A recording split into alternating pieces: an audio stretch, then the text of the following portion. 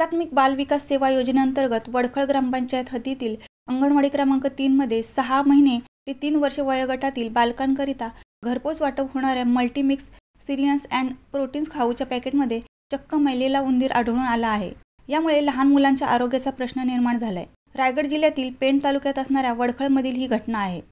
नवजात बालक म्हणजे देशाचं भविष्य, पण आज रायगड जिल्ह्यातील पेण तालुक्यातील वडखळ ग्रामपंचायत हद्दीमधील बालवाडीमध्ये जे एक जो घटना घडली, त्यामध्ये जो आरोग्यासाठी जो पोषक आहार जो दिला जातो, त्या पोषक आहाराच्या ठिकाणी त्या पोषक आहाराची जी पिशवी देण्यात आली, त्या पिशवीमध्ये मेलेलं उंदीर सापडलं। आणि असं जर प्रकारचं जर पोषक आहार जर या नवजात बालकांना, ज्या गरोदर महिला असतात आणि त्या स्तनदा माता भगिनी आहेत, त्या लोकांना जर दिलं जात असेल, तर येणाऱ्या काळामध्ये एखाद्या बालकाला किंवा त्या मातेला जर विषबाधा झाली, ते मृत्युमुखी पडलं, तर ह्याची जबाबदारी कोण घेणार?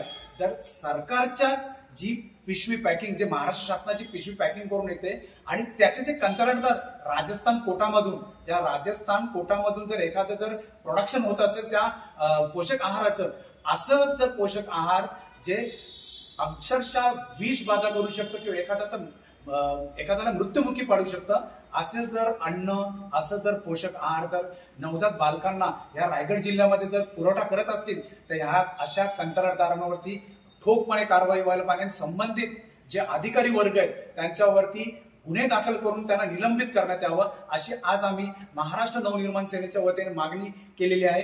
आणि नक्कीच याचं प्रशासन काळजी घेईल आणि जर या प्रशासनाने ह्याच्यावरती जर अगदी ठामपणे ठोसपणे जर कारवाई केली नाही, तर येत्या 7 दिवसामध्ये महाराष्ट्र नवनिर्माण सेना संबंधित विभागाकडे एक मोठा तीव्र आंदोलन उभं करेल, एवढं नक्कीच। जय हिंद, जय महाराष्ट्र। रायगड प्रतिनिधी न्यूज ब्युरो, पेण।